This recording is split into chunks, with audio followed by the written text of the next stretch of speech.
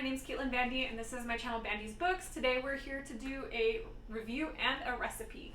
We will be talking about the book The Turn of the Key by Ruth Ware.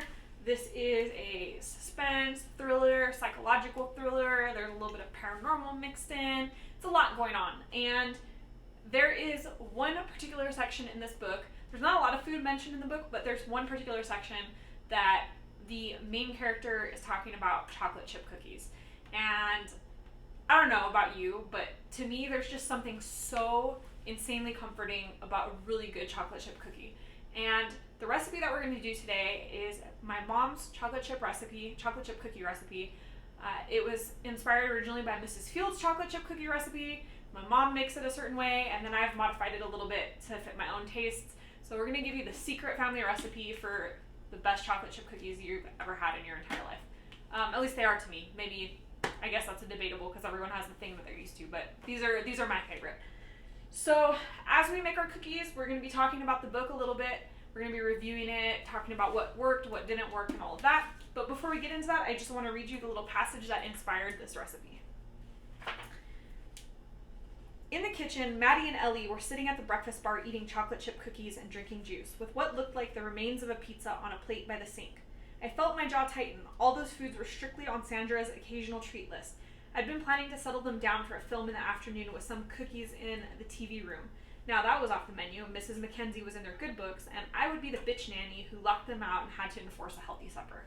So, like this character, I kind of empathize because anytime I have to deal with kids, my go-to is to bribe them with sweet treats. So I totally get where she's coming from here. It sucks having to enforce a healthy dinner after, the nanny fed them the chocolate chip cookies that, she was planning to use strategically.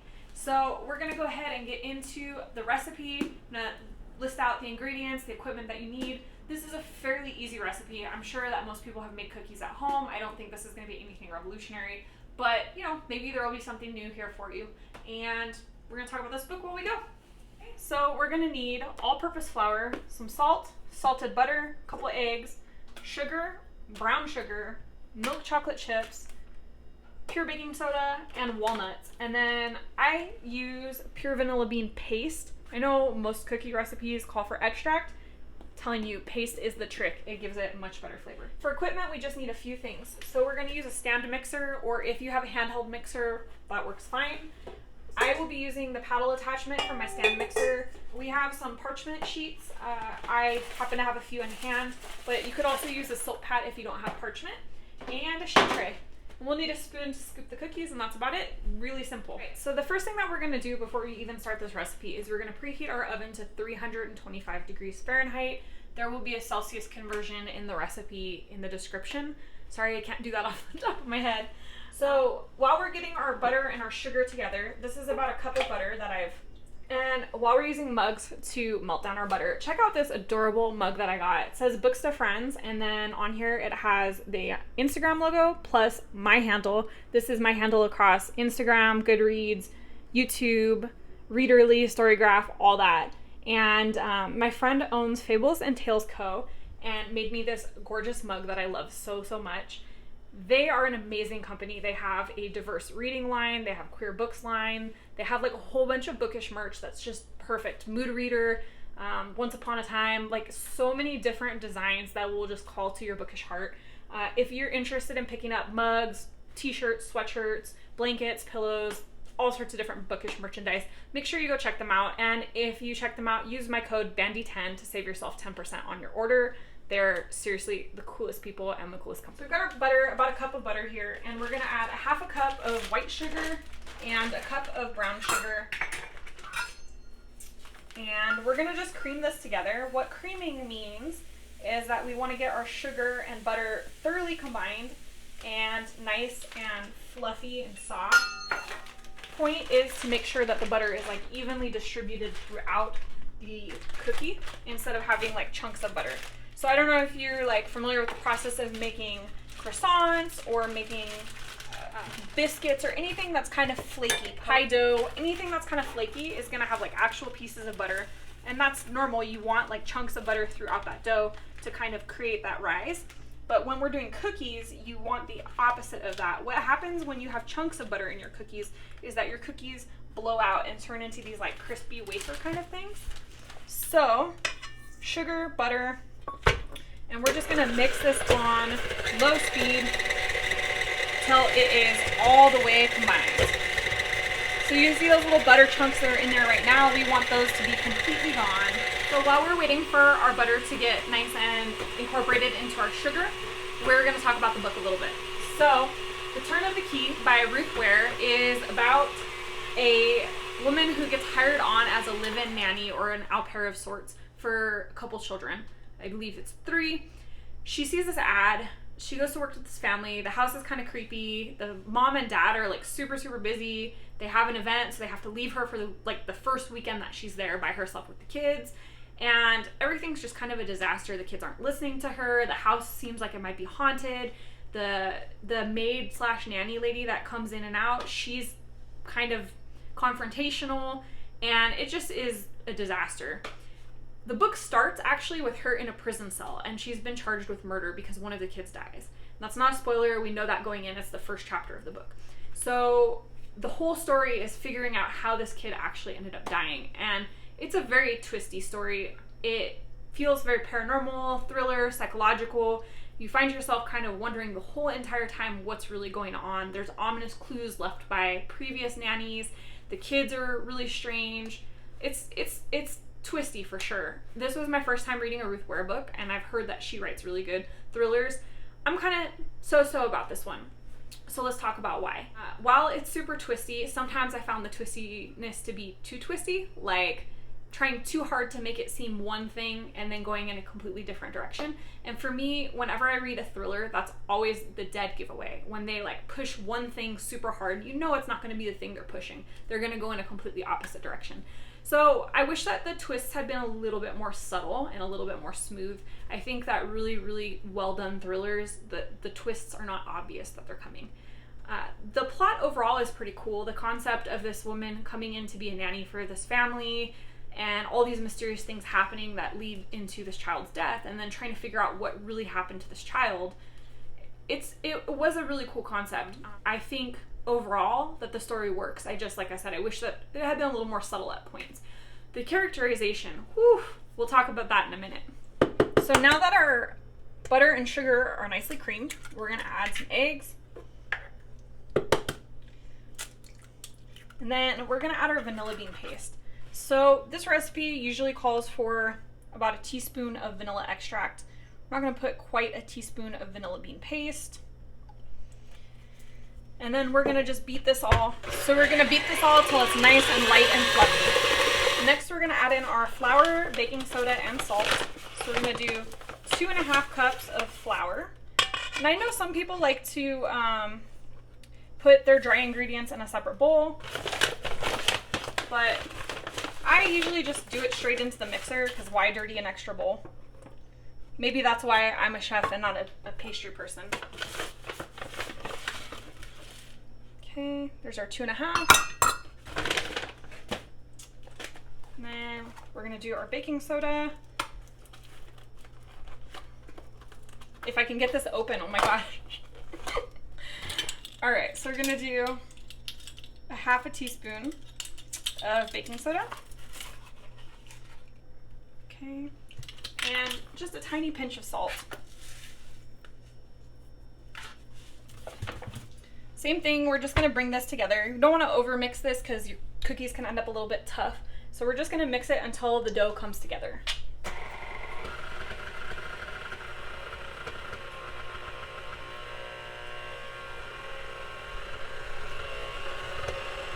So now our dough is ready. You can see it's come together nicely. So the fun part, we're gonna add our goodies. So this dough, you could actually use as a template to make many different flavors of cookies. You could add white chocolate chips, dark chocolate chips, different nuts, toffee, peanut butter chips, whatever. You know, you can make this your own. I'm just going for the standard chocolate chip cookies here, but I do like to add walnuts into my chocolate chip cookies. If you have a nut allergy or you don't like nuts, that's fine, leave them out. And then we are using Ghirardelli milk chocolate chips. So I know that a lot of people make their chocolate chip cookies with semi-sweet chocolate. If that's your preference, totally change it up, no big deal. I do like milk chocolate in this particular recipe. I feel like that's the best. I used to make them with semi-sweet, and then I realized that they're just not quite the way that I wanted, and then I realized my mom always used milk chocolate, and for me that's what works. So I have a 2-pound bag here. Well, not quite 2 pounds, but almost 2 pounds. So I'm only going to use half of this, but if you had the normal standard size of chocolate chips, you would use the whole entire bag.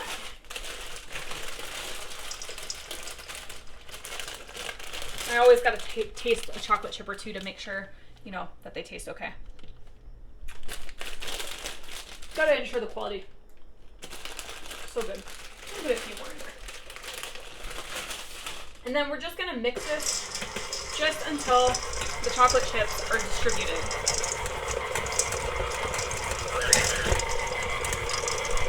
We're gonna go ahead and scoop out our cookie dough onto the sheet. And of course, wash your hands first, because if you're touching the dough, you know you want to have clean hands. So I'm just using some parchment paper. This is not the same as wax paper. I have seen people make that mistake. This does not have any waxy coating on it, so it can go into the oven. So we're gonna take about a tablespoon of dough, and then I just like to make a little ball, and then I just kind of press it down slightly. And then that will help the cookies bake out into a nice cookie shape instead of just like a mound. So we're gonna do that, and while I make these cookies, we're going to talk about the characterization in the book. So our main character, Rowan, is really interesting. When we first meet her, she is working at a daycare, and she's not the happiest. You can tell that she kind of wants to be making more money than she's making. She's just, you know, you can tell that she's looking for her break. And she thinks that she finds it when she finds this ad for this old mansion and the nannying, and she's very excited, but you can kind of tell initially that she's hiding something, and you don't really know what it is. I think that part was done pretty well. I think it was pretty seamless. Like, it wasn't so obvious that she was hiding stuff that it like called attention to it, but you can kind of just tell that there's something you're not getting as a reader. And then the girls that she's babysitting, so there's 3 children that she's babysitting. 2 of them are old enough to have kind of developed personalities, and one of them is just a baby, so we only really see like toddler actions from that one. But the 2 girls are, I feel like, very rich characters. They're kind of creepy, like think Shining creepy in some ways, and they kind of alternate between affection and creepiness, but when you find out why, it makes a lot of sense. So I think that their characterization was pretty accurate to like what's going on with them. And I won't say more than that because I don't want to spoil it. Now, my biggest struggle in terms of characterization was with the mom and the dad. The dad, I guess it was a little less of an issue because he was kind of like the typical absentee father who's, you know, busy with business and not so present with his kids. But the mom, she's just kind of like, okay, I just met you and it's your first day here. Now I'm just going to leave. Well, I guess both parents are that way, but it's just kind of strange because I feel like with the level of care that the mom exhibits in terms of planning and in terms of organizing with the kids and in terms of, you know, getting everything set up, it just seems a little bit like at odds with the character that's established initially for her to just be like, okay, great, bye. But it is kind of portrayed in the books as like there's an extraordinary circumstance that comes up that does cause them to have to leave. But it just, I guess it felt a little unnatural to me. And the side characters that are more present as the parents are gone. So there's the housekeeper slash nanny slash, I don't know what she is, but she's kind of grouchy and hostile towards the babysitter, and you never really figure out why. Like, she's just kind of that way from the get-go, and I didn't really get an established like reason for her to just treat this lady like crap. The groundskeeper slash gardener, he's a little more what I would expect. He's a little more friendly. He tries to be helpful. He sees that the babysitter is like clearly struggling, and he tries to kind of help her out a bit. That seems like a little bit more, I guess, normal. So for me, it was a little hit and miss. I did feel like some of the characters were like maybe a little exaggerated or kind of made to behave a certain way to fit the narrative of the story. But overall, it wasn't like super bad or anything like that. Just little peculiarities here and there. I think overall, I rated this book like a 3.5 out of 5. It was a decent thriller. Like, if you enjoy thrillers and you just want something that's a fairly easy read, it's not bad. I would say that I have also read better thrillers. So, I don't know if it's going to be like that with Ruth Ware. This is the first book that I've read of hers. Maybe it's just not the best book of hers. I don't know. So let me know in the comments if you've read other Ruth Ware books. Like, should I try some of her other stuff? Is there one that you would recommend in particular? And, you know, I don't know. I mean, I think it wasn't bad enough that I wouldn't give her another shot.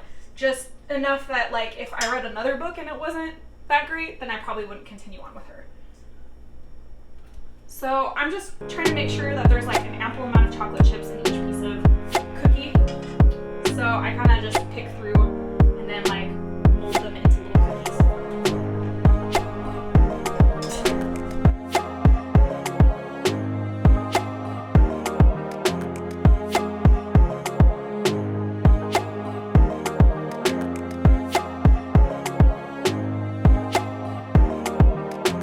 So we have our first tray of cookies ready. And we're going to go ahead and pop this into our preheated oven. Again, 325 degrees Fahrenheit. I usually kind of like to be somewhere towards the middle of the oven for even cooking. We're going to go ahead and cook this for 8 minutes. We're going to check it, turn them, and then bake them the rest of the way through. So it's been about 8 minutes. We're going to go ahead and check our cookies and then give them a twirl for some even baking. All right, these are looking awesome.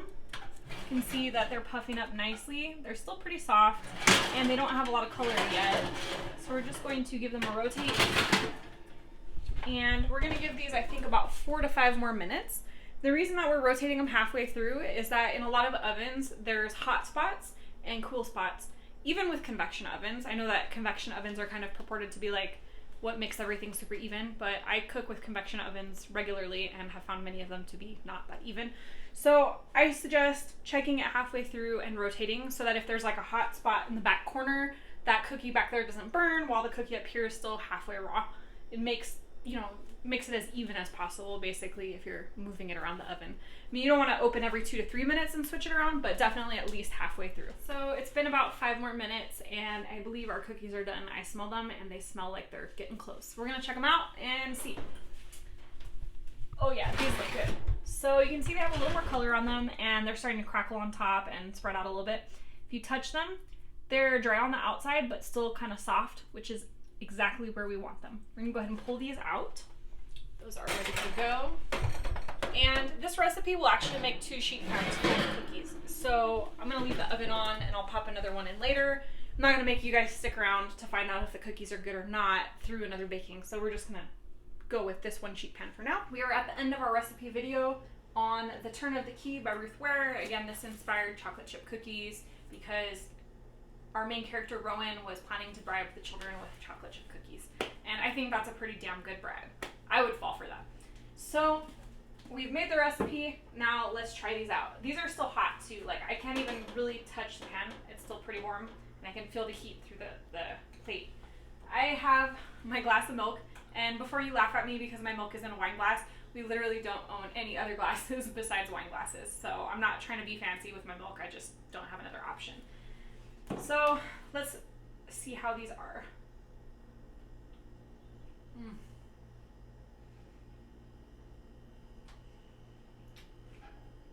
For me, these are like a hug from mom. Look at that. So good.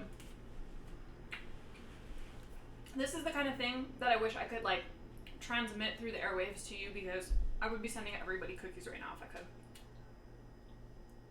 Okay, well, before I devour this whole entire sheet pan of cookies, let me just say thank you so much for coming to watch the video today. Really appreciate you. If you like this video, hit the thumbs up button. Let me know how you feel about the review and the recipe. Comment down below, what's your favorite comfort sweet? Like, did you make chocolate chip cookies? Did you do snickerdoodles, gingerbread, oatmeal raisin? Like, tell me what kind of cookie really gets you in the feels. And if you're not already subscribed to this channel, you know what to do. Hit the subscribe button down below. We have lots of bookish content, and I'd love to see you in videos again. Thank you again. My name is Caitlin Bandy. This is my channel, Bandy's Books. Bye for now. Go ahead.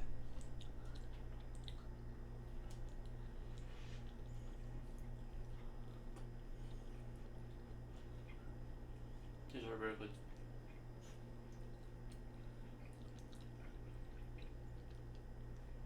I'm glad they're not that sweet. They're very, very good taste. Not that sweet, even with the chocolate? They're perfect. Good. There you go. We're having a cookie party in our kitchen. We're going to enjoy a bunch of these hot, fresh cookies and some milk. Thank you again. We'll see you in the next time.